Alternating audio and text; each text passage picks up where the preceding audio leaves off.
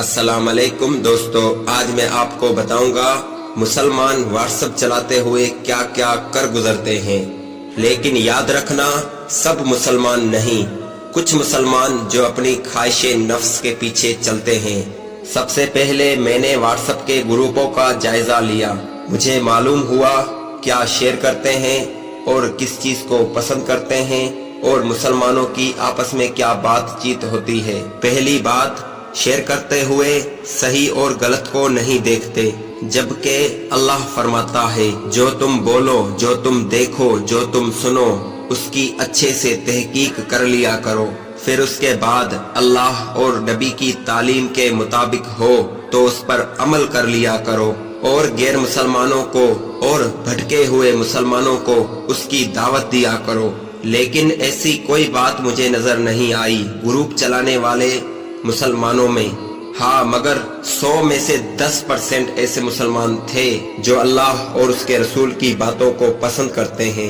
باقی 90% مسلمان گانے شیئر کرتے ہیں، فنی ویڈیو شیئر کرتے ہیں، شارٹ لو سٹوری پر ویڈیو شیئر کرتے ہیں، فلمیں اور ڈرامے شیئر کرتے ہیں۔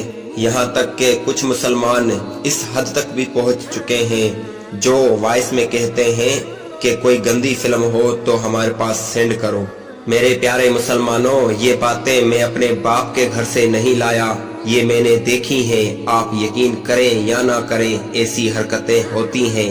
اور پتہ ہے کرنے والوں کا نام کیا ہوتا ہے؟ عبد الرحمن، محمد، حسین، ابو بکر۔ ان ناموں سے ہی مجھے معلوم ہوا 90% مسلمان صحیح اور غلط کو نہیں دیکھتے شیئر کرتے وقت۔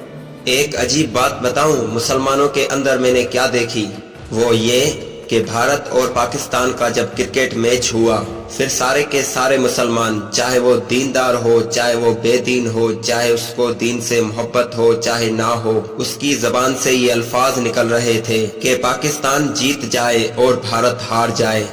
عجیب بات یہ ہے کہ پاکستانی مسلمان بھارت کو صرف دنیا کے لیول میں ہرانا چاہتے ہیں۔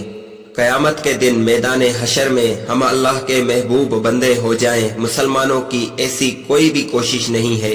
یہ اس بات کا ثبوت ہے کہ واٹس ایپ کے گروپ میں ان کے گانے، ان کی فلمیں، ان کے ڈرامے، ان کی فنی ویڈیو شیئر کرتے ہیں اور دیکھتے ہیں اور پسند کرتے ہیں۔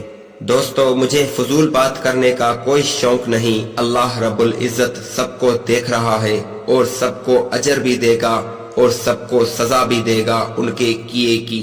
میں نے تو صرف یہ چھوٹی سی کوشش کی ہے، گروپ میں شیئر کرتے وقت دیکھ لیا کرو صحیح اور غلط کو، یا تو پھر شیئر کرتے وقت یہ سوچ لیا کرو میں کلمہ پڑھ کر نبی کا امتی ہو گیا ہوں، شاید آپ شیئر کرتے ہوئے صحیح اور غلط کو دیکھ لے، یا پھر اپنے رکھے ہوئے نام کا لحاظ کر لیا کرو۔